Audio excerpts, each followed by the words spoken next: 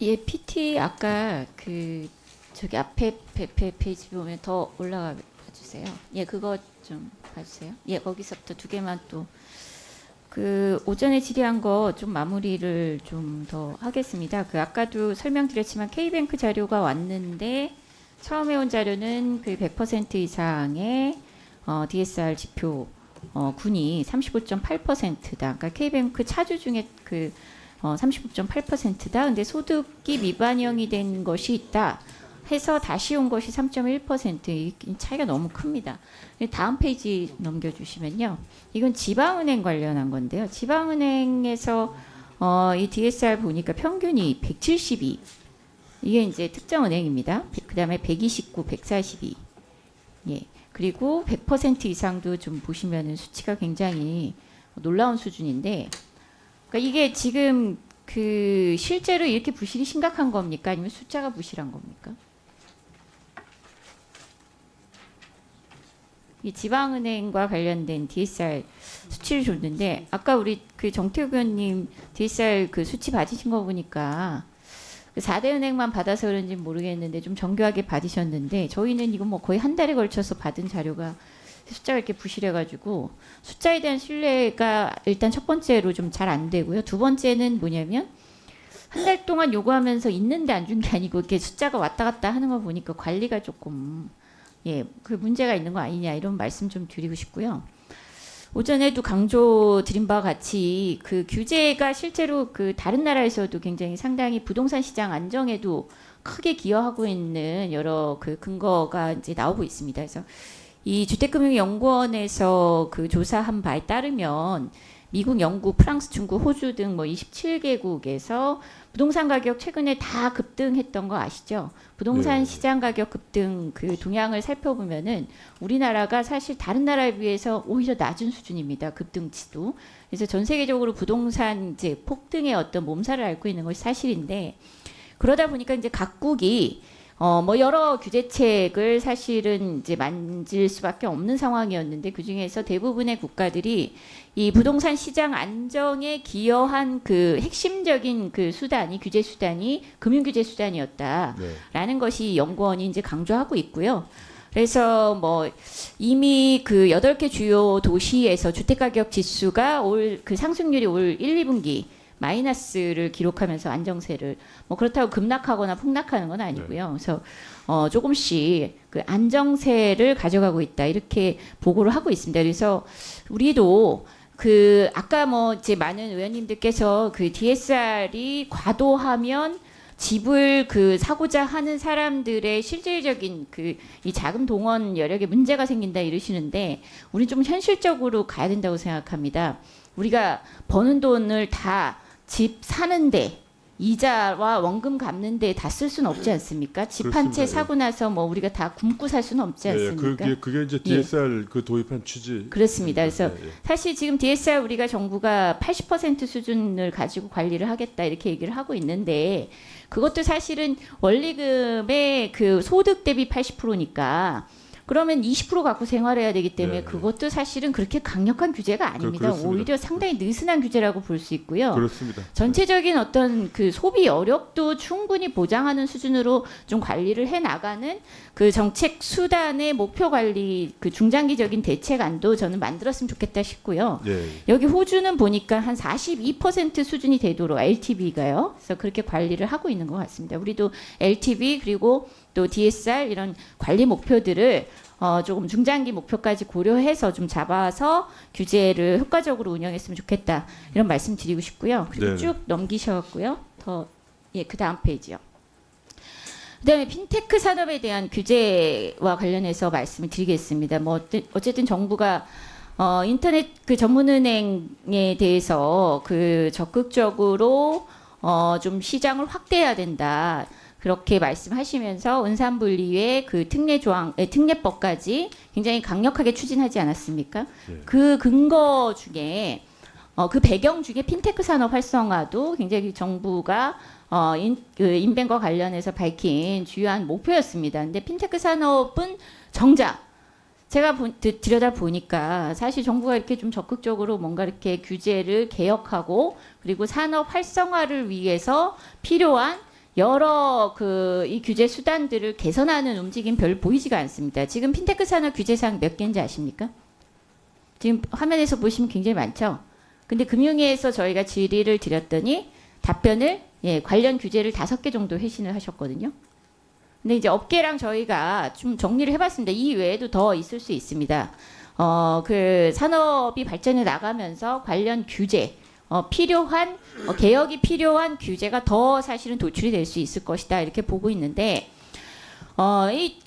지금 뽑은 것만 해도 그 한 뭐 22개 저희가 뽑았을 때는요. 여기에는 이제 주로 시행령 가이드라인 6권 해석만 뽑아놨는데 이 외에 법 관련해서 입법사항 관련해서 5개 정도가 더 있습니다. 근데 그 규제 근거도 보니까요. 10년도 넘은 기준 그대로 사용하고 있거나 아니면은 이제 뭐 리스크 차이라든가 뭐 투자 전문성 이런 추상적인 그 규제 근거를 전제로 하고 있는 경우도 상당했습니다. 그래서 좀 이렇게 보시면은 전체적으로 또 문제가 뭐냐면요. 법이 아니라 대부분 행정지도입니다.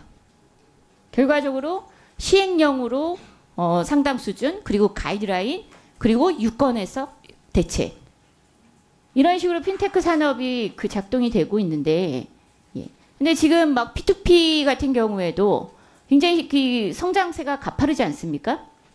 제가 그 핀테크 업계에서 들은 얘기로는 이게 적절히 입법화되고 그리고 또 그 시장 그 전체에 건전성 관리 같은 것도 모호하다 보니까 사실은 앞으로 사고 가능성도 없다고 볼 수 없다. 이렇게 얘기를 하고 있습니다. 한 중소기업이 여러 P2P 업체로부터 대출을 받았을 것으로 추정되는 한마디로 잠재적 그 부실 이런 사례들도 있어 보인다. 이런 얘기를 하는데 문제는 이런 것과 관련된 금융감독 당국에서의 감독이 전혀 이루어지고 있지 못한 것이 현실이다. 왜냐하면 입법화가 안 돼 있고 그냥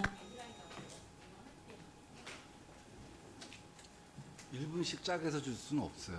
그래서 3분을 하시든지. 그래서 저는 이제 문제는 행정 지도를 통해서 이렇게 핀테크 산업을 과연 활성화시키실 수 있는 건지 좀 묻고 싶고요. 그리고 저희가 사실 이 외에도 좀 구체적으로 필요한 규제 완화의 내용들을 좀 정리를 쭉 했습니다. 물론 저희가 봐도 그걸 다 100% 수용할 수만은 없습니다. 근데 중요한 것은 그 내용들을 집중적으로 그 논의를 하고 그리고 방향을 결정을 하고 그리고 그에 따른 그 어떻게 보면은 핀테크 업체들의 사업에 있어서 불확실성을 제거해 주려는 노력들이 필요하지 않느냐. 근데 사실은 지금껏 이 금융위원회에서 이 운산분리를 일부 완화해서 인터넷 전문은행을 육성하고자 했던 의지와 비교한다면 그 추진 동력이 지금 너무 미약한 것이 아니냐 이런 지적이 있습니다. 어떻게 생각하십니까?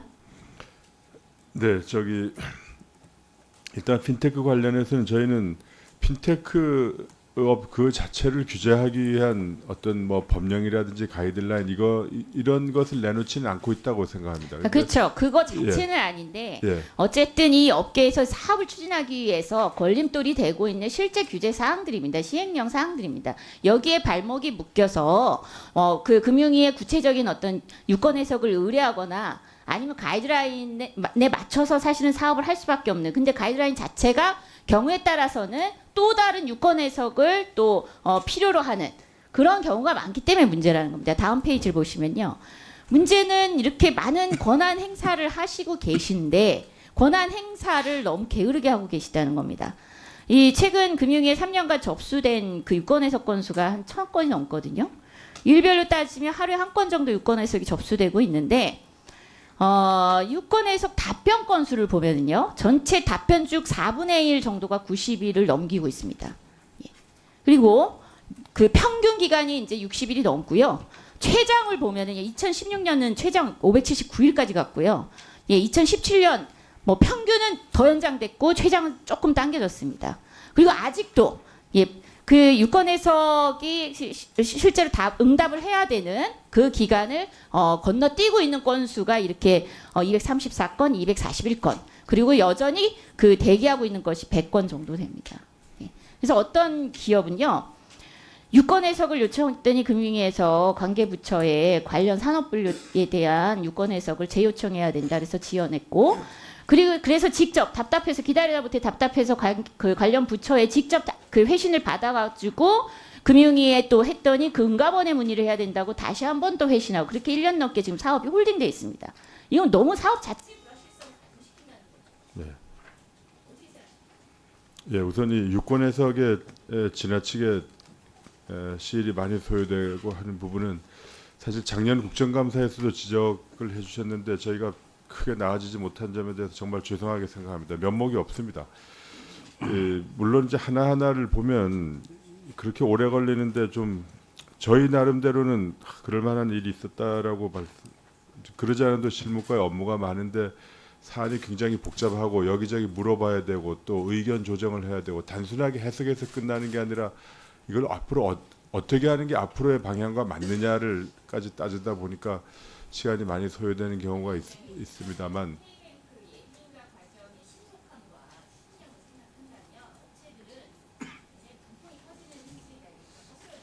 예, 뭐 K뱅크와 굳이 비교를 안 하시더라도 하여튼 이 부분은 저희가 하여튼 정말 최대한 노력하겠습니다. 별로 이건 제가 이 변명의 말씀을 드릴 여지가 없습니다. 예. 그렇게 하겠습니다. 최윤경 의원님 수고하셨습니다. 다음은 존경하는 성일종 의원님 질의 순서입니다.